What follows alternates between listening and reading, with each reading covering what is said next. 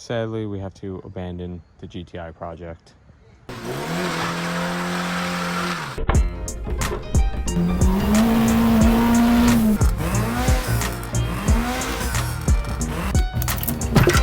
Who's there? Connecting rod. That's good.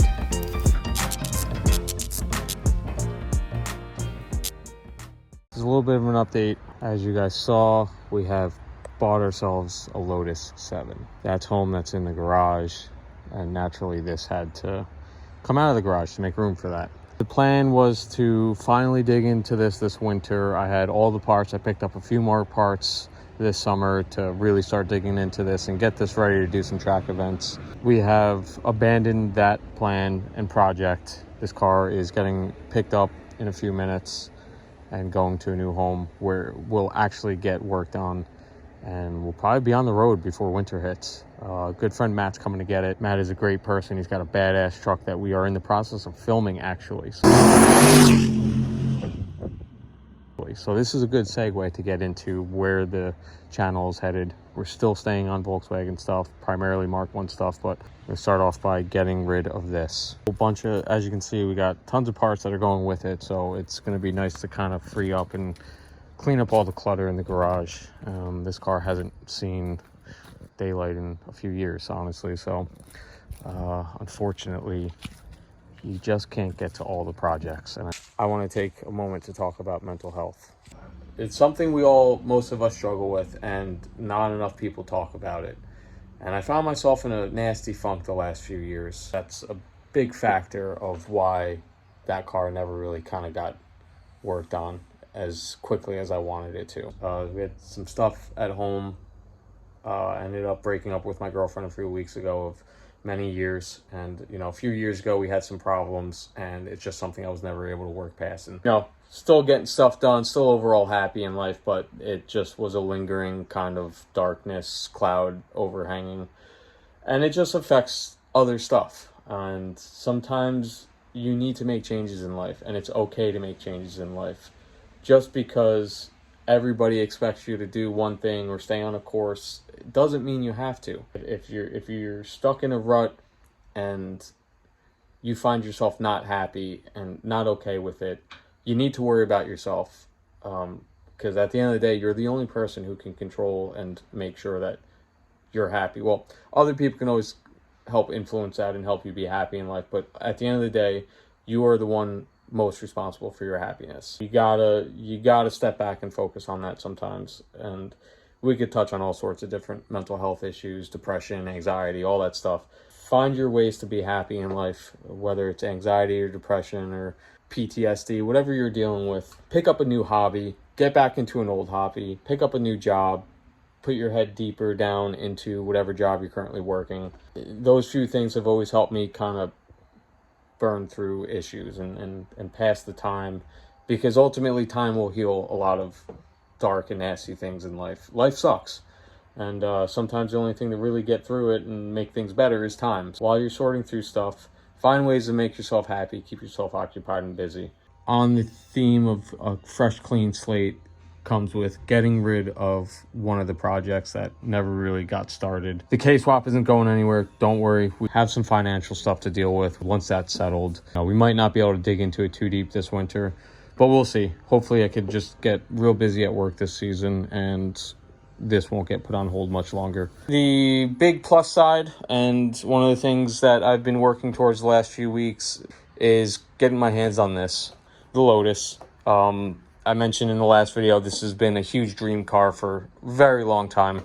And again, back to making changes in life, I realized I could make it happen. We got a few things to sort out with it. In the last video, you all have noticed that the fenders weren't on it and they're still not attached.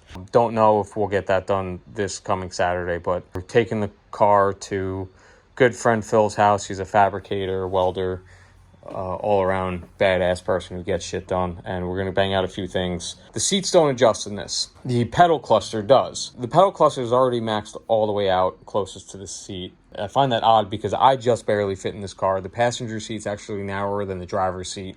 We're tapped out on room, and somehow they built this car to accommodate a fairly tall, large person with the pedal cluster all the way back. I'm just able to drive the car fine and safely, but I want the pedals to be another inch or two closer to really make me locked in how I should be. We've got the fenders to worry about. We're going to mess with the pedal cluster for sure this Saturday.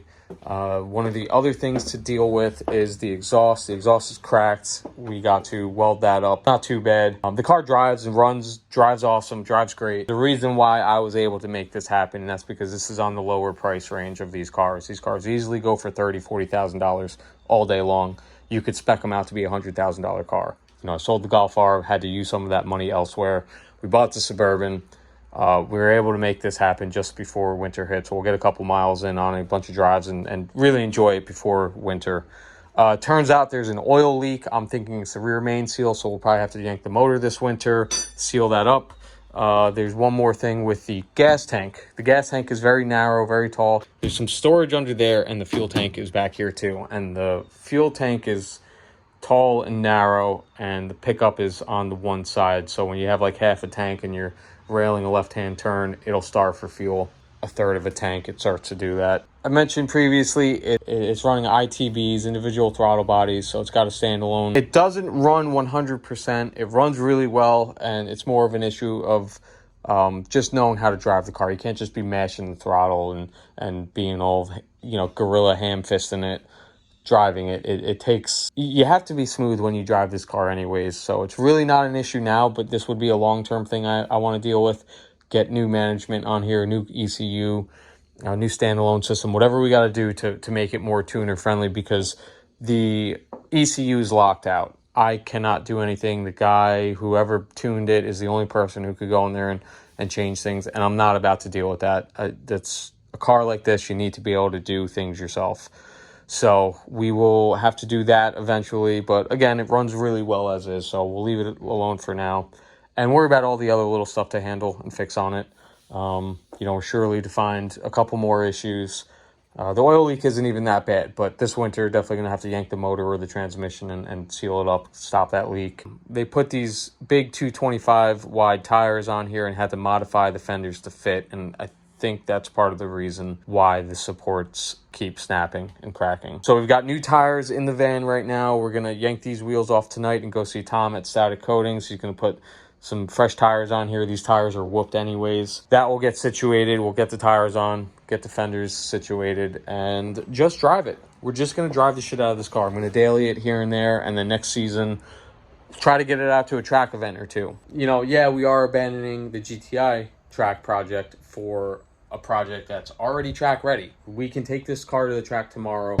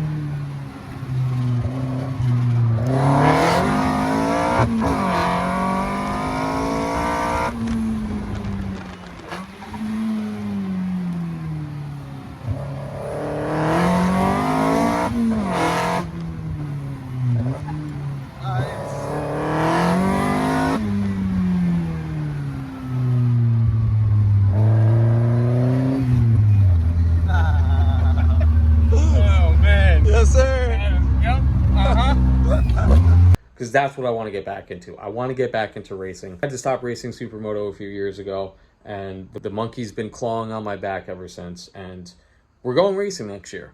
Might not be in a Volkswagen, but guess what? I've come to the realization, too, that I could dump all the time and money into this car, and it's still going to be a Mark 1 sub 200 horsepower front-wheel drive car.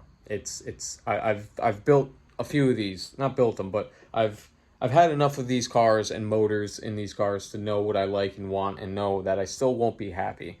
We were going to get the 8-valve on carbs. I have a built transmission in the corner of the garage over there with a LSD in it.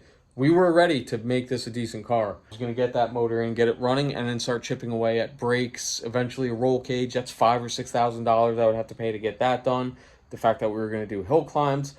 So long story short, this was going to be a 2, 3, 4 year endeavor of, hopefully we were going to get the car on the track for some soft track days next summer. But before it's really ready to do some serious hardcore racing, we've got 3 or 4 years of time and money to dump into that to get it safe and actually a respectable race car. Whereas this is turnkey ready, and I could drive it to work in the meantime. Back to the GTI though. We're actually trading it. We're not actually selling it. We're just trading it to Matt for some side work. You guys will see more about Matt in one of the next videos. He's absolutely killing it. He's just got motivation and energy. Like, I wish I had half of it, but giving him a bunch of nice parts, some nice wheels. We got decent grill, bumpers. There's new control arms on the car. We got a whole slew of parts in the garage still go through, and we're basically gonna be trading him for some side work on the Suburban and the van. Potentially. Happel Jr. This is Happel Jr. One of the potential things Matt might do is LS swap this, which is not even worth talking about yet. Past that. But Matt LS, yeah, we know. Matt LS swaps everything. In fact, they were just telling me this is LS swapped. Technically LQ4, but it's the same. This was the 6-liter that was in my truck before my truck was turbo. Okay, this is all coming together now, which you guys will hear and see plenty about his truck. It is badass. There you go. Just gotta give her a little Fonzie, little taparoo. Yeah, that's cool. this is tuned by Mr. Happel. How do you like it? Oh, I love it. Was it a night and day difference? he really liked it until he drove my truck.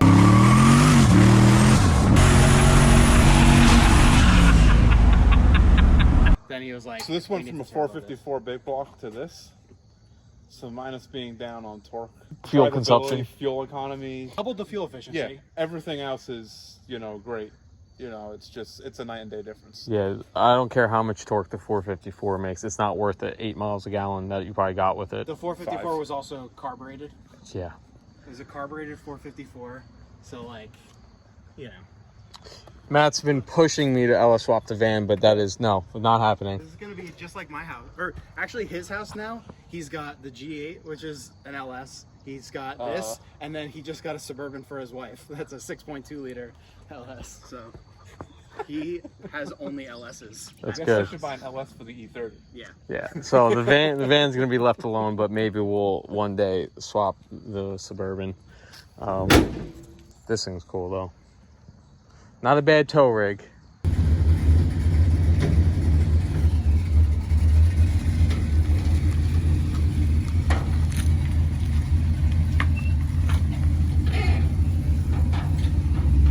So long, gay boys.